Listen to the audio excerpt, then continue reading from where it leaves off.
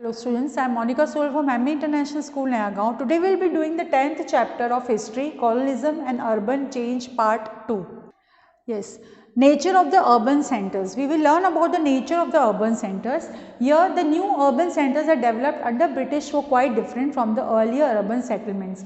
Urban centers जो थे ना वो ब्रिटिश रूल में बहुत ज़्यादा अलग थे, जैसे पहले अर्बन सेंटर्स थे उससे बहुत ज़्यादा डिफरेंट थे.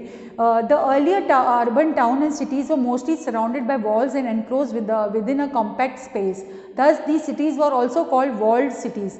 There were large gates, दरवाजाज built to enter these centers. अब यहाँ पर देखो पहले के जो थे अर्बन सेंटर्स उसमें बड़े बड़े दरवाजे लगे हुए थे जिसको जो एंटर करते थे अपन जब अर्बन एरिया में सिटीज़ में सेंटर्स में जाएंगे तो बड़े गेट में से जाना पड़ता था और बहुत कॉम्पैक्ट थे, वॉल लगी हुई थी तो वॉल्ड टाउन्स भी कहलाते थे वो. The urban spaces developed by British were much larger than their Indian counterparts. लेकिन ब्रिटिशर्स ने जब अर्बन टाउन्स बनाए तो उन्होंने बहुत फैले हुए बहुत अच्छे से बनाए थे उन्होंने उनके इंडियन काउंटरपार्ट से. They had many large public buildings such as the government offices, markets, clock towers, bungalows, etc. There was large open space. उन्होंने बहुत ज़्यादा खुला हुआ मतलब बताया, बंगले बनाए और ओपन स्पेस ज़्यादा बनाई थी. एंड पार्क्स, गार्डन्स, लॉन्स ये सारी उन्होंने बनाई थी. Gardens Britishers to name these new towns and cities, churches, golf course, club were some of the main attractions of the urban spaces. उन्होंने चर्च बनाए, golf courses बनाए और बहुत beautiful gardens बनाए ये urban space में. Most of these clubs and other such places were meant exclusively for the Europeans. लेकिन ये वाले जो space बनाए थे, जो clubs वगैरह बनाए थे, वो खाली Europeans के लिए थे. Sometimes wealthy and influential Indians were allowed entry into these. लेकिन जो पैसे वाले, जो wealthy जो Indians थे, वो allow थे कभी कभी उन एरियाज में. The policy of segregation was adopted. The British and the other Europeans lived in the white towns while the local population lived in the black towns. अब देखो उन्होंने फर्क कर दिया. जो ब्रिटिशर्स थे वो तो वाइट टाउन में रहते थे और वो जो दूसरे लोग थे जो जैसे अपने इंडियंस थे या कुछ और लोग थे वो लोग ब्लैक टाउन में रहते थे. Racism could also be seen in the trade and industry through the presence of white chambers of commerce, trade associations and organizations of jute, tea and mining. Bungalows were the residential buildings of the British. बंगले जो बनाए थे वो सारे Britishers के थे, वो special bungalows थे. See this way, the beautiful bungalows used to build. These were usually meant for nuclear families and were single-storied building set in open ground and with walls surrounded the compound. और ये जो थे वो एक nuclear मतलब एक अलग family के लिए होते थे और सिंगल स्टोरी होते थे, मतलब उन पे ऊपर डबल स्टोरी नहीं होता था और उनके चारों तरफ वॉल लगाई हुई थी ताकि कोई भी अंदर नहीं आ सकता. Only the people who are related to them और who are known to them will only go inside. ऐसे उन्होंने उसको बना रखा था. Administration and infrastructure. New administrative systems were used for the towns and cities. अब जो एडमिनिस्ट्रेशन था कॉलोनियल पीरियड में वो एक नया स्पैंग अप हो गया, नई चीज़ एक एडमिनिस्ट्रेशन की आई. The Cornwallis code of 1793 ended local self government in India. Local self government का एंड कर दिया ये कॉर्नवालिस कोड ने, वो खत्म कर दिया था उन्होंने. During this time the position of the district collector became an important one. The district collector was and multiple duties like revenue collection. District collectors को सारी ड्यूटी गई थी, जैसे रेवेन्यू कलेक्शन था, मैजिस्ट्रियल एंड जुडिशियल ड्यूटीज थी, वो सारी उनको दी गई थी. He was recruited from the civilian population through the Indian civil service examination. और उनको रिक्रूट कैसे किया था? सिविलियन पॉपुलेशन के जरिए इंडियन सिविल सर्विस एग्जामिनेशन देने के बाद उनको अपॉइंट करा था.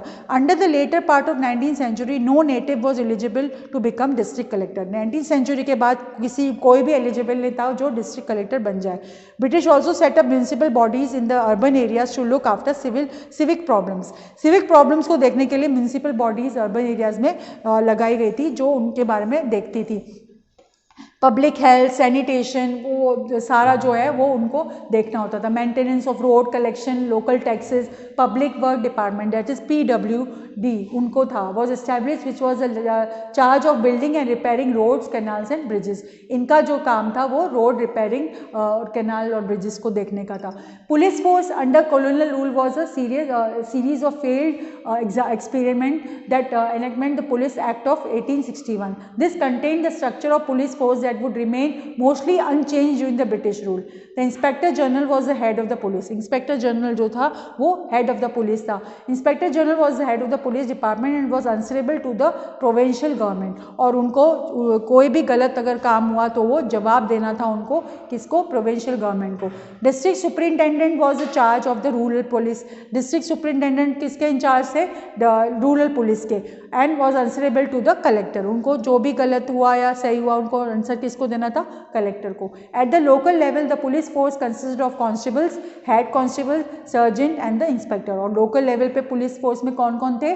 कांस्टेबल था, हेड कांस्टेबल था और सर्जेंट और इंस्पेक्टर था. British introduce the railways in India. British ने क्या करा था? रेलवे इंट्रोड्यूस करी थी इंडिया में मिड 19th सेंचुरी में. उसका एम क्या था? रॉ मटेरियल फिनिश गुड को बहुत फास्ट वे में भेजने के लिए. लाइक अपन ट्रांसपोर्टेशन फैसिलिटीज होती तो रेलवे बहुत ईजी हो जाता था. It was set up with the goal to serve the commercial interest of the British.